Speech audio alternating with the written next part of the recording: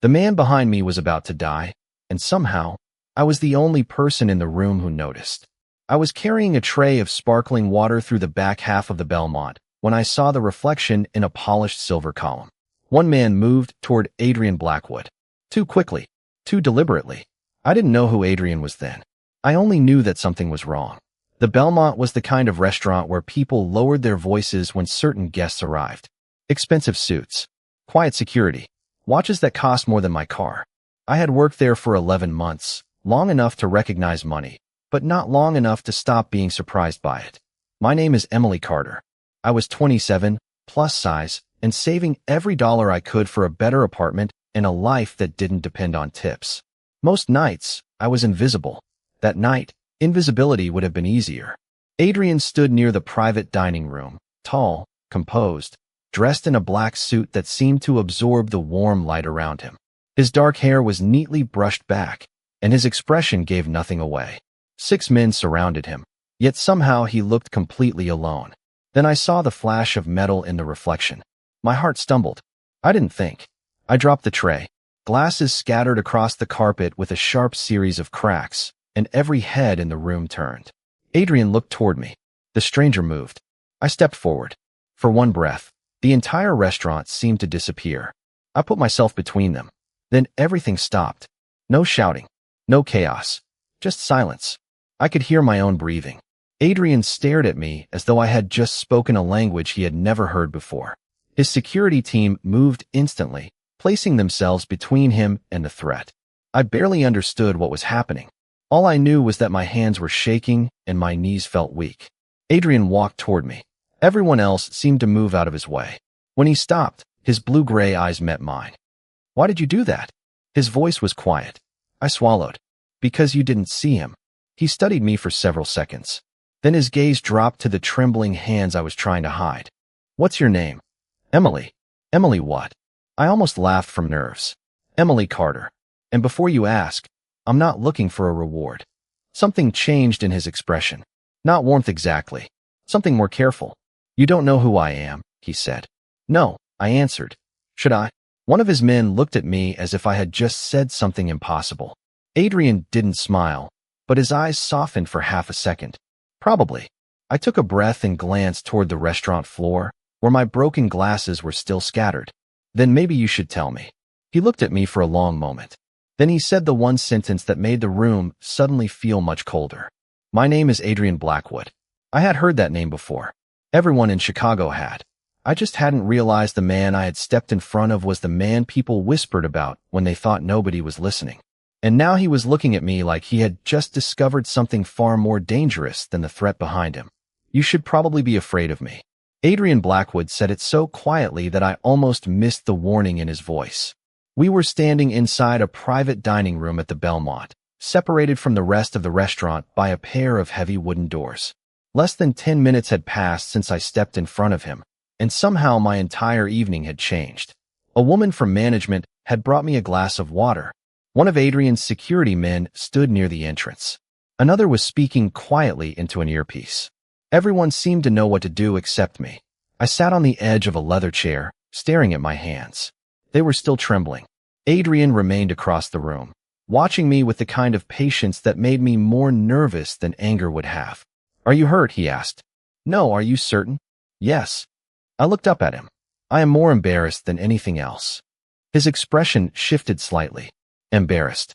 I dropped an entire tray in front of half the restaurant. For the first time, something almost like amusement appeared in his eyes. "You stepped in front of a stranger. You were not exactly a stranger anymore. You knew my name for less than 30 seconds. That is still longer than I knew you when I moved." Silence settled between us. I realized I had answered too honestly. Adrian walked toward the table and placed his phone beside the untouched glass of water. "Emily Carter." The way he said my name made me straighten. 27 years old. You have worked at the Belmont for 11 months. You take evening classes twice a week. You drive a silver Honda. You live about 15 minutes from here. My stomach tightened. "How do you know all that?" I asked. "That was fast. I prefer knowing what is around me." "Am I around you now?" His eyes met mine. "Yes." I did not know whether that answer should have frightened me. Somehow it did. But there was something else beneath the fear. Curiosity. Who are you really? I asked. One of his men glanced toward him, as if waiting for permission to speak. Adrian simply raised one hand. The man went silent. Then Adrian looked back at me. My name is enough for tonight. That is not an answer. No, it is a boundary. I folded my arms. Then here is one of mine. I do not want money. He studied me. I did not offer you money. You were going to. How do you know? Men who wear suits like yours usually do not let people walk away without paying for their trouble. His expression became unreadable again. Then he picked up his phone. Make sure she gets home safely. I immediately stood. I can drive myself. I know. Then why are you arranging a driver? Because someone came here tonight intending to change my life. His gaze held mine. And instead, they nearly changed yours. My confidence faltered. He stepped closer, but stopped several feet away, leaving space between us. You saved me, Emily. I do not forget debts. I did not save you because I wanted something. That is exactly why I am concerned. I frowned. Why? Adrian looked toward the closed doors, then back at me. Because people who expect nothing are the hardest people to understand. Before I could answer, his phone vibrated. He read the message. The calm in his face disappeared. He looked at me again. There is something you need to know. My heartbeat quickened. What? His voice dropped. The person who came after me was not acting alone. Then tell me why I was there. I heard the words leave my mouth before I had time to reconsider them. Adrian Blackwood remained completely still, his phone resting in his hand. The private room suddenly felt smaller. Why do you think you were there? He asked. Because you just told me someone came after you, and I was standing in exactly the wrong place at exactly the right time. His eyes narrowed slightly. That is what concerns me. A waiter appeared at the door, looking nervous. Adrian gave him a brief nod, and the door closed again. I looked down at my uniform, at the small name tag pinned above my heart. Emily. It seemed strange that something so ordinary could suddenly feel important. I came here to work, I said. That is all. I believe you. His answer surprised me. Then what is the problem? Someone else may have known you would be here. My stomach tightened. Who? We do not know yet. He walked toward the window and looked down at the Chicago streets below. The city lights stretched across the glass like scattered stars. For a moment, he looked less like a man everyone feared and more like someone carrying a weight he had learned never to put down.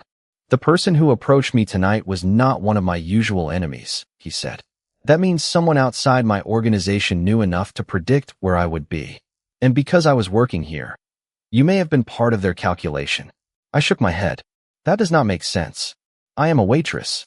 Adrian turned toward me. Exactly. There was something unsettling about the way he said it. People overlook waitresses. I stared at him. You mean they overlooked me? Until tonight. The words stayed between us.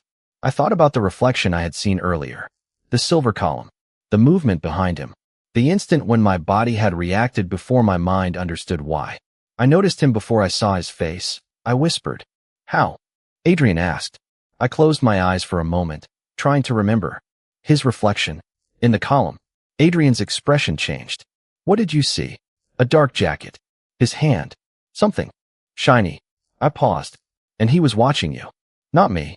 I asked. No. Me. He took out his phone again and made a call. His voice remained calm, but his words were precise. Review every camera from the east entrance. Start 2 hours before I arrived. I want everyone who entered alone. He ended the call. I watched him. You really have people who do this all day? Yes. That sounds exhausting. He almost smiled. It is. I looked toward the door. I should go home. I agree. Then I can leave? With an escort. I sighed. You really do not understand the word no, do you? I understand it. He picked up his coat. I simply take your safety seriously. You barely know me. Adrian paused. I know you stepped between me and danger without knowing my name. His voice softened. That tells me enough to take you seriously. Something in my chest tightened. Not fear this time. Something warmer. Something I did not want to examine. I reached for my purse. My phone buzzed before my fingers touched it. A message appeared from an unknown number.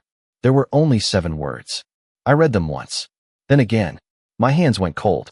Adrian noticed my expression immediately. What is it? I slowly turned the screen toward him. The message said, You should not have saved him, Emily. Who sent that?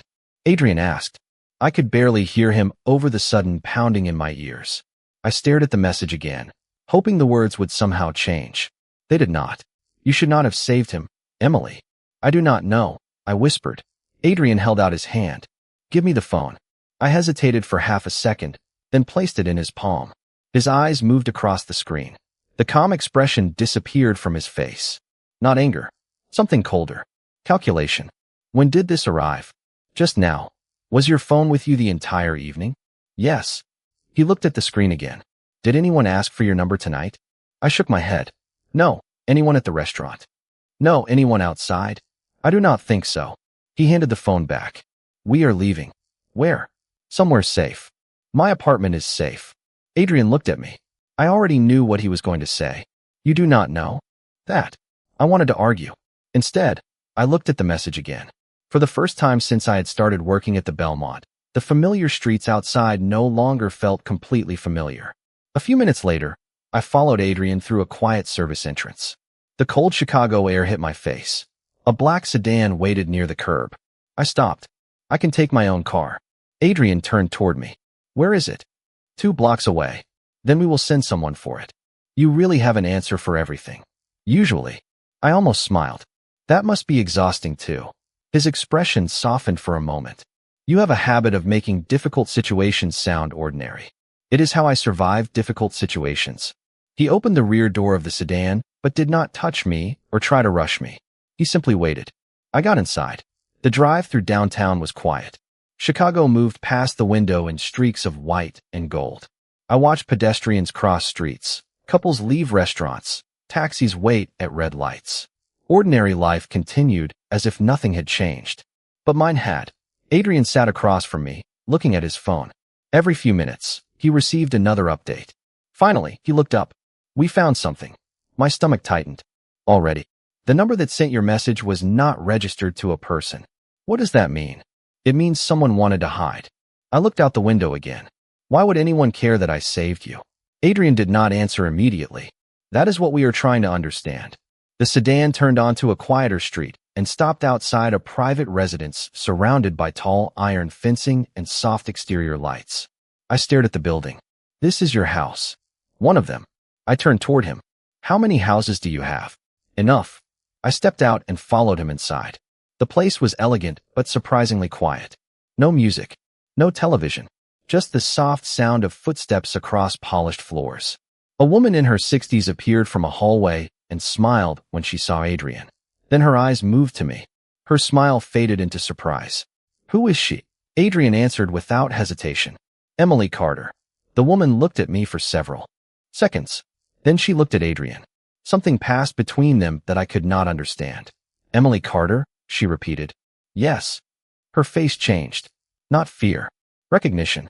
She turned toward Adrian and spoke so softly that I almost missed it. That cannot be possible. Adrian's eyes narrowed. What do you mean? The woman looked back at me. Your father's name was Daniel Carter, wasn't it? I froze. I had not heard my father's name spoken by a stranger in years. Yes, I whispered. The room became completely silent. Adrian stared at the woman. You knew her father? She nodded slowly. I knew him. Then she looked at me again and said the words that made my heart stop. Your father worked for the Blackwood family. Your father worked for the Blackwood family. The woman's words seemed to echo through the room long after she stopped speaking. I stood completely still, trying to understand how a name from my childhood had suddenly appeared inside a house I had never seen before. My father had been gone for 18 years. In my memories, Daniel Carter was mostly a collection of small things. The smell of coffee in the morning, his old leather jacket hanging by the door, the way he used to tap his fingers against the steering wheel whenever he was thinking. Nobody had ever told me he worked for anyone important. What did he do? I asked. The woman looked at Adrian before answering. Your father was a driver. But that was not all. Adrian stepped closer. Mrs. Bennett, what are you saying? She took a slow breath. Daniel worked for your grandfather first. Later, he worked for your father. Adrian's expression hardened. Why was this never in our records? Because some things were never written down. I looked between them. My father was a driver. That is what my mother told me. Mrs. Bennett's eyes softened. Your mother was trying to protect you. My throat tightened. From what? She did not answer. Adrian did. From my family. I looked at him. Why? He seemed to search for the right words. Because my family had enemies. People who wanted access to information, money, and influence. Your father knew things he was never supposed to discuss. And you think that has something to do with the message? Adrian nodded. I think it is possible. I sat down slowly. My mind was racing through memories I had not touched in years. My father leaving early. My mother becoming quiet whenever someone asked about his work. The sudden move to another neighborhood after he disappeared. I had always thought our family had simply fallen apart. Now I wondered if there had been a reason behind every decision. When did he disappear? Adrian asked. I was 9. Did anyone contact your mother afterward? No. Did he leave anything behind? I looked at him. Not that I know of. Mrs. Bennet exchanged another glance with Adrian. There may be something. I turned toward her. What? She walked to a cabinet near the wall and opened a small drawer. From inside, she removed an old photograph. The edges were worn. She handed it to me. My fingers tightened around it the moment I saw the face. My father, younger than I remembered, standing beside a much younger Adrian. I stared at the photograph. You knew him? I whispered. Adrian nodded. I was 16. I looked at him. You remember my father? I remember him saving my life. My breath caught. What? Adrian looked toward the window. I was young. I made mistakes. Your father was the person who kept me from making one that could have changed everything.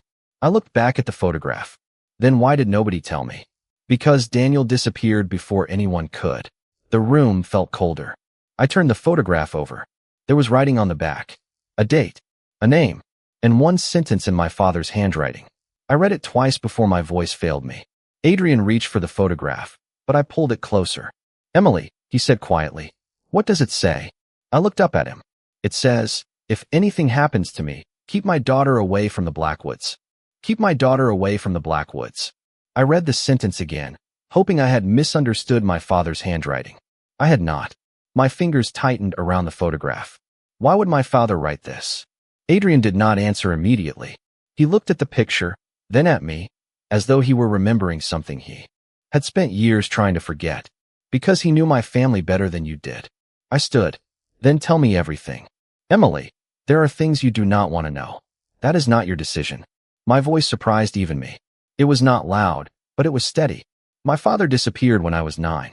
My mother spent the rest of her life refusing to talk about him. Tonight, I found out he worked for your family, knew you, and left a message telling me to stay away from you. I think I deserve the truth. Adrian held my gaze.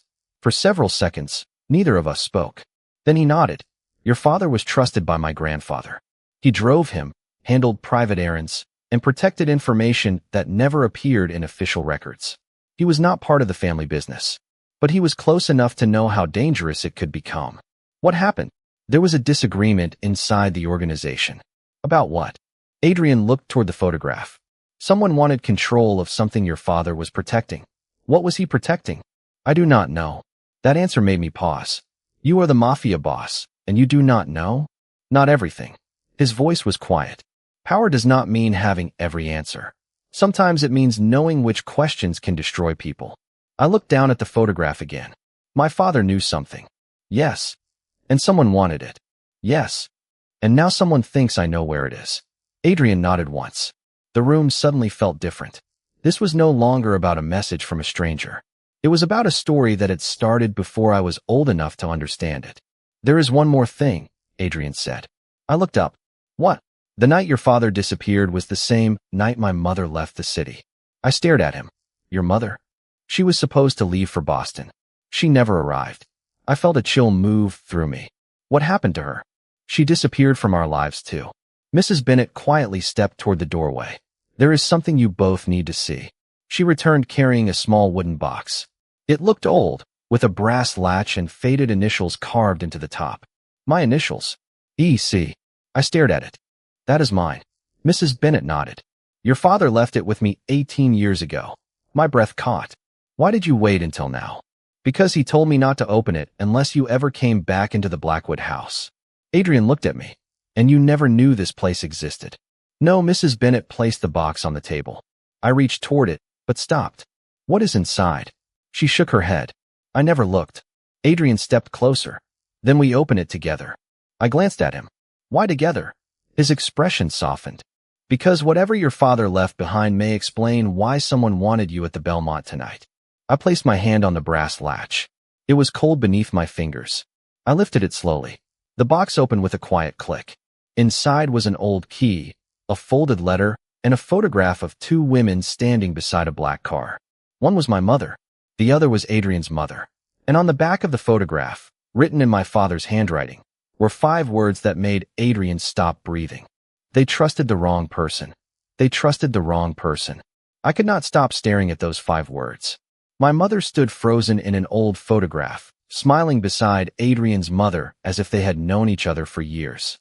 I looked at Adrian. You knew they were connected? He shook his head. Not like this. His voice had changed. The confidence was still there, but something underneath it had cracked. My mother never talked about your family. Neither did mine. I unfolded the letter from the wooden box. The paper was yellowed with age, but my father's handwriting was unmistakable. I read silently at first. Then my eyes reached the final lines. Daniel had written that he discovered someone inside the Blackwood organization was secretly working against both families. Someone trusted by everyone. Someone who had access to private schedules, financial records, and family movements. He had planned to expose that person, but before he could, he disappeared. My hands trembled. There is a name. Adrian looked at me. What name? I turned the letter toward him. He read it once. His face became completely still. That cannot be possible. Who is it? He did not answer. Adrian. He looked at me again. Marcus Vale. Mrs. Bennett gasped softly from across the room. I recognized the name. Marcus Vale was the man who had stood beside Adrian earlier at the restaurant. The man who had spoken quietly with the security team. The man Adrian trusted enough to keep close. You know him, I whispered. He has worked for my family for 17 years. Then my father was right. Adrian looked at the letter again. Maybe. I could feel frustration rising in my chest. My father left this for me 18 years ago.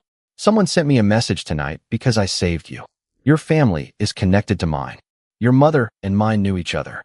And the name in this letter belongs to one of your closest people. How much more evidence do you need? Adrian did not become defensive. Instead, he looked at me with a strange expression. You are right. Those 3 words surprised me more than anything else. What? You are right. He placed the letter carefully on the table. I have spent years believing I understood every person around me. Tonight, you saw something I did not. I remembered the reflection in the silver column. The man at the restaurant. Adrian nodded. Marcus was there. Did he know I was there? I do not know. Then find out. He looked at me. You are giving me orders now? Someone has been sending me warnings. I think I have earned the right to ask questions. For the first time, Adrian smiled. It was brief, but genuine. You are not afraid of me anymore. I looked at the photograph of our mothers. I am afraid of the truth. His expression softened. That is different. I folded the letter and placed it back inside the box. Then I noticed something beneath the photograph. A second piece of paper. Smaller. Hidden under the corner. I pulled it free. There was only one sentence written on it. Emily, if you are reading this, do not trust anyone who tells you your father abandoned you. My breath caught. I looked at Adrian. My father did not leave us. Adrian stepped closer. No, he looked at the old photograph, then at the letter. Someone made sure you believed he did. Then we find. The person who made sure I believed my father abandoned me. Adrian said it quietly, but there was something different in his voice now. It was not the certainty of a man giving orders. It was the determination of someone who had finally found a question he could not ignore. I looked at the old letter in my hands. 18 years of silence suddenly felt like a locked door, and for the first time, I had a key. I want to go home, I said. Adrian studied me. You can. I expected an argument. Instead, he nodded. I will have someone drive you.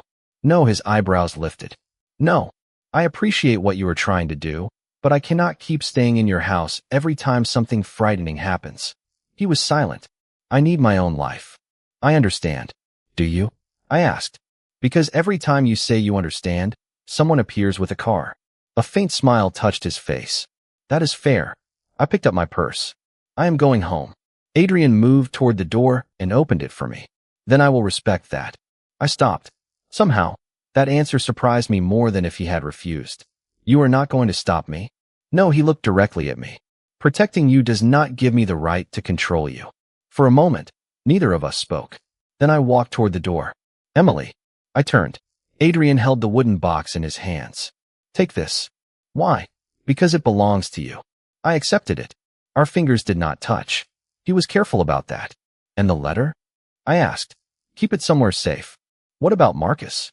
His expression changed again. I will handle Marcus. I nodded and walked outside. The night air felt colder than before. I climbed into the car that was waiting for me and watched Adrian remain beneath the warm light of the doorway. He did not follow. He did not call me back. He simply stood there until the car disappeared around the corner. For the first time since meeting him, I felt something I had not expected. Trust. It scared me more than his reputation ever had. The drive home took 14 minutes. My apartment looked exactly as I had left it. Small kitchen, worn sofa, a stack of bills beside the coffee maker. Ordinary things. Safe things. I placed the wooden box on my table and stared at it for several minutes. Then my phone buzzed. Another unknown number. My heart sank. This time, there was no warning. There was a photograph. I opened it. My father stood beside a black car. He looked younger than I remembered. Beside him stood Adrian's mother. And behind them was Marcus Vale. I zoomed in. On Marcus's face was the same calm expression I had seen at the Belmont. I whispered, "You were there." Another message appeared beneath the photograph. Ask Adrian what happened the night your father disappeared. I stared at the words until my hands went cold. Then I heard a soft sound outside my apartment door. I froze. Someone was standing in the hallway. I reached for my phone. Another message arrived. Do not trust the man who says he wants to protect you. Do not trust the man who says he wants to protect you. I stared at the message until the words blurred. Someone was outside my apartment. I could hear the faintest movement through the door, followed by silence. My first instinct was to call Adrian. My second was to remember the message telling me not to trust him.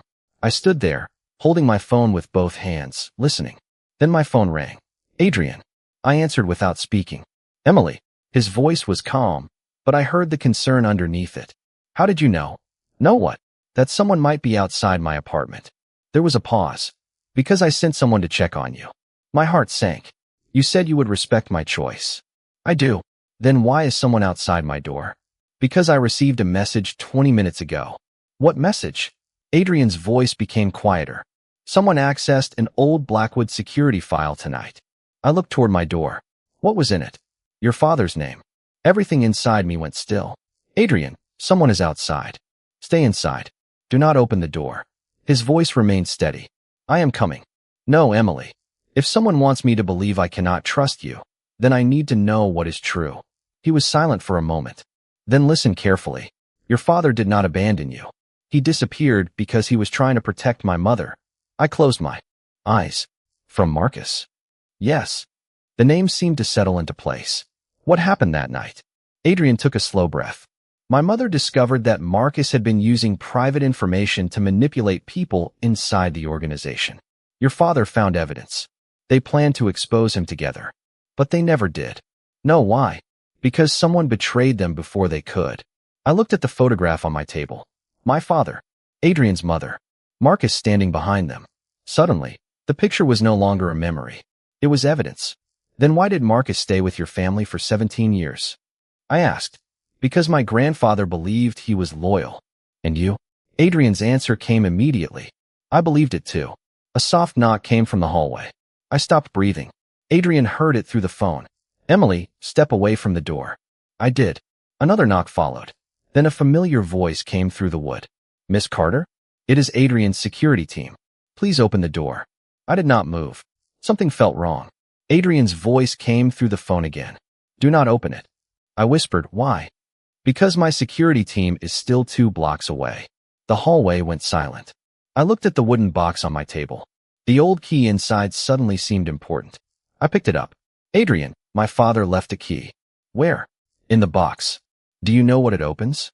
No, then I noticed something I had missed before. A tiny engraving on the key.